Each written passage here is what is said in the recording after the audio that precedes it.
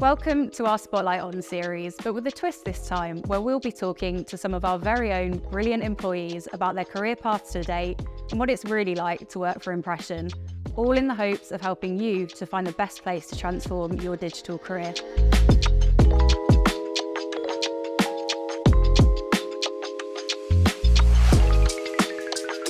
Welcome to today's Spotlight On session with a twist, where we have Yas with us, who's one of our incredible female leaders. Could you give a little introduction to yourself, Yas, and a bit more about your role here at Impression? Yeah, of course. So I'm Yasmin. I'm the head of PPC here at Impression. I've been here maybe 3.5 years now, a little while. And my role really is working with our incredible PPC team to make sure that we're delivering results for our clients and also hopefully building the best team in the world, ideally. And what does a typical day in the life for your role look like? It's hard to define a day because it's so varied, I think. I like to think about my role probably in 3 key areas. So I look at what are we doing that makes sure that our team are working as well as they can be and making sure that we're doing the best thing we can for our team. So that encompasses things like, have we got the right training and development opportunities for them, for example, but also from an operational perspective, are we resourcing them effectively? What does our team need to look like in a year's time? Also looking at, are we doing the right thing for our clients as well? They're obviously so important to us. So strategically, are we becoming the best partner for our clients possible and delivering the right results for them? And then also, are we doing the right thing for the agency at the same time too? So that's departmental initiatives, agency initiatives, and things that lead up to the wider picture as well. So yeah, it's very varied, and that sort of ladders down to different day-to-day tasks that we're doing. Yeah, sounds like lots of stuff going on. Yeah. And why did you choose Impression, and what makes you stay at Impression? Yeah, so when I initially heard of Impression, it was probably around 2020. Previously, I was working at a larger network agency and I had a really good time there.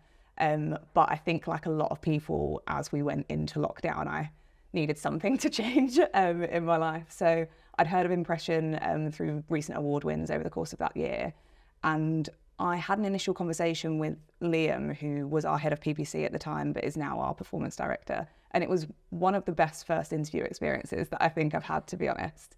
It was a conversation that didn't feel really like I was having to sell myself to someone. It was a lot about what I like to do at work and what are my values as a person, and then marrying up if that matched with Impression. And it really, really did. And I guess in terms of what makes me stay, it sounds like a real cliche, but I think the people is the key thing. I genuinely think we have some of the kindest people here, but also some of the most driven, sort of smart, curious people that I really think are dedicated to honing their craft and trying to be, industry leaders.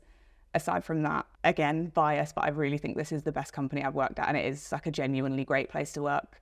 Even in the 3.5 years that I've been here, I've seen so many changes that have come based on feedback from the people that work here to make sure that we are becoming what I think is an ideal modern workplace. So in terms of the flexibility we offer, the fun that we offer, but also where I've mentioned, curating that drive in people and curiosity to be the best people that they can be at their jobs as well. I love it here. That is such a lovely answer. And what support is on offer for you as an established leader, and then also for those who are our future leaders? I think, to be honest, like that sort of support and dedication to learning, I feel like doesn't really stop here. An example I think is really good for this is last year I stepped into the role that I'm in now, which is, the first time that I've done a leadership role at any company. Came with a lot of nerves, as I think you'd expect to join a management team. And I reached out to Alex, who's our our client success director, and she sort of offered some ad hoc mentorship to me to make sure that I felt like a confident leader. So there's that kind of ad hoc stuff that's available to us, but there's also loads of more formal opportunities as well. So we have a really nice women's leadership mentoring program, which I'm part of at the moment, that I absolutely love. So anyone at the company that identifies as a woman can sign up to receive mentorship from a female leader. So I mentor one of my colleagues who's in a completely different department to me at the moment, and I hope that she's getting a lot from it, but at the same time I feel like I'm gaining so much as well, because I'm hearing straight from her challenges that I didn't necessarily face at that stage in my career, but are emerging challenges in the industry at the moment that force me to adapt and actually relay that sort of stuff back to the agency and try and make change too.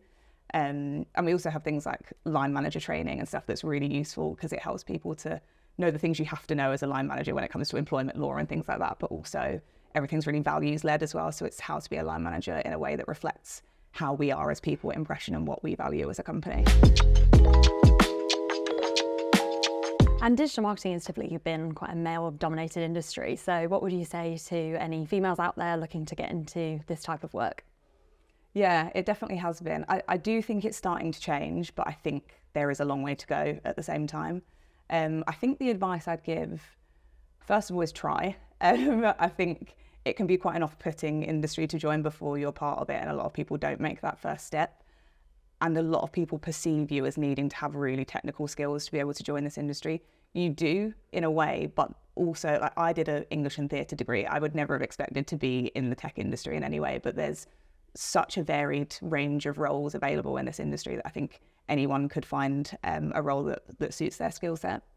I think the situation that I often found myself in earlier in my career is being in rooms where I felt like I didn't have the confidence to speak up. And I think the key piece of advice that I would give is do what you need to do to find your voice in those rooms. And that's a piece of advice that I was given years ago. When I was in, I think, my first year actually in the industry, I embarked on my first sort of leadership role on an account, and again was a big step up, and I hadn't done anything like that before. And I remember a situation that I think is relevant for this, where we had an ideation session, and I, as a person, I think similar to many women actually, really value being polite and giving everyone their opportunity to speak and being well mannered. And I remember preparing for this ideation session, going into the room and letting everyone else talk, and sort of sitting back, and I realised the more that other people were talking, the more nervous I got to speak up, because all of a sudden, you know, imposter syndrome creeps in, and you're like, that person's really technical and my answers aren't technical. I shouldn't be saying things that might contradict that person. Lots of situations like that. And I remember the account director afterwards speaking to me and saying, like, I was really surprised to see that you weren't that vocal in that session.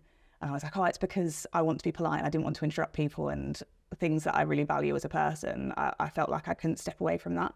And that person said to me, you don't have to change who you are as a person, but you need to do what you need to do to find your voice in that situation and make sure that how you are as a person, you can still reflect that in the way that you communicate with people. So I remember at that time, what I did was over-prepared for a lot of meetings. It's not necessarily what I do now, but I realised the things that were holding me back, that I think when I speak to a lot of other women, I feel are the same things, are fear of feeling silly or fear of not having the answer all the time. So I used to over-prepare for meetings, spend half an hour writing loads of notes, because I knew that would help me to feel like I always had the answers, but also developing strategies and phrases to be able to politely interrupt people or be able to push back on someone that I felt like was dominating a meeting and I wasn't getting my voice heard. Those are still techniques that I use today.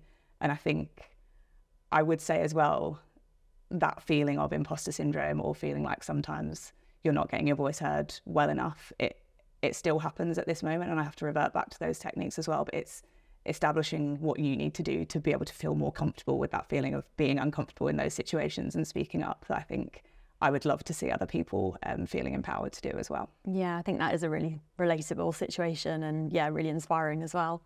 So thanks so much for joining us, Yaz. And if you're interested in finding out more about careers at Impression, then head to our website.